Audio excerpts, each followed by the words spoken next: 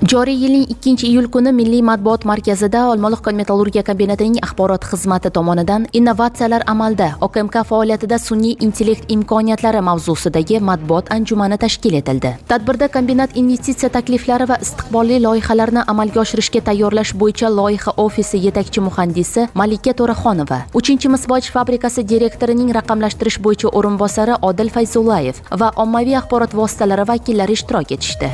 Bugun Olmaliq kon-metallurgiya kombinati axborot xizmati tomonidan tashkil etilgan matbuot anjumanining mavzusi innovatsiyalar amalda Olmaliq kon-metallurgiya kombinati faoliyatida sun'iy intellekt imkoniyatlari.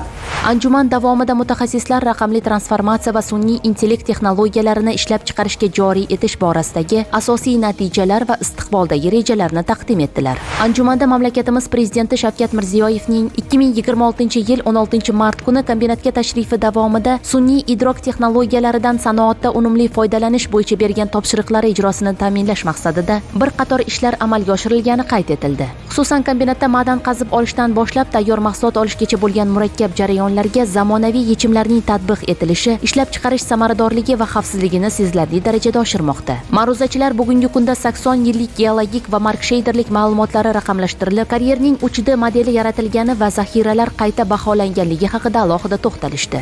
Korxonada kadrlar va oylik maoshlarini hisoblash jarayonlari 1S-Zub tizimi orqali to'liq avtomatlashtirilgan. Xodimlar uchun ichki hujjatlar bo'yicha tezkor qidiruv va maslahat beruvchi korporativ AI yordamchi faoliyat yuritmoqda. Hozirgi kunda kombinatimizda nafaqat 3-Misboj fabrikasi, balkim qolgan korxonalarda ham biz eng oxirgi texnologiyalar va sun'iy intellektlarni joriy etmoqdamiz. Hozir kombinatimizda har bitta karyerdagi uskunalarga aqlli kameralar ishlatilgan va shuning bilan birga biz sun'iy intellekt yordamida ekskavatorlarimizdagi kavushlardagi tushlarni holatini va ekskavator haydovchilar, mashinistlarni holatlarini onlayn ravishda kuzatib boramiz. Shuning bilan birga 3-Misboj fabrikamizda hozirgi kundagi eng zamonaviy smart konveyorlardan foydalanganmiz. Bu konveyorlardagi smart funksiyalar shundaki, omborlarimizdagi rudani holatiga qarab konveyorlarimiz o'z tezligini oshiradi va kamaytiradi. Smart konveyorlar tufayli biz rudani karyerdan fabrikaga olib kelish bizga 8 barobar arzonga tushmoqda temir yo'lga qaraganda. Bu esa bizga ortiqcha energiya sarfini kamaytirib beradi. Hozirgi kunda ekspluatatsiya jarayonini sun'iy intellekt yordamida boshqarishni amalga oshirish ishida ish olib bormoqdamiz.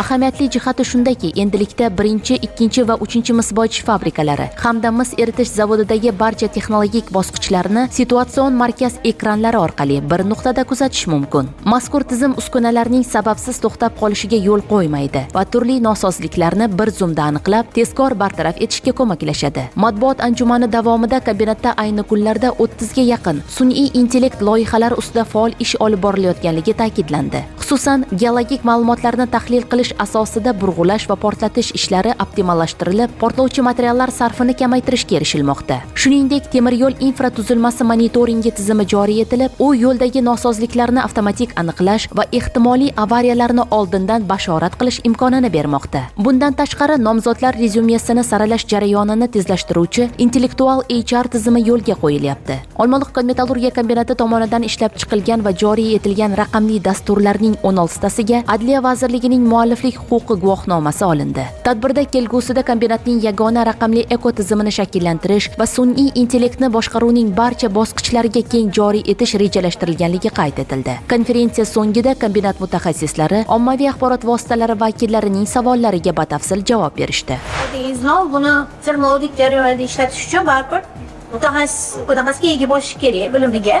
Shuni nisbatan oladigan bo'lsak, kombinatga mana shu sun'iy intellekt dasturlari o'tib qo'yilganda mutaxassislar jalb qilindimi yoki kombinatning o'zini mutaxassislari o'qitildimi bu borada sun'iy intellekt bo'yicha? Raqamlashtirish va sun'iy intellektni joriy qilish bo'yicha o'zimizni mutaxassislar bilan birgalikda ishlayapmiz va undan tashqari yuqori malakali ekspertlar ham jalb qilingan. Ma'lumot uchun, bugungi kunda kombinat tarkibida sun'iy intellektni ishlab chiqish va joriy etish bo'limi tashkil etilgan va OKMK xalqaro AI Alliance tashkilotiga a'zo bo'ldi.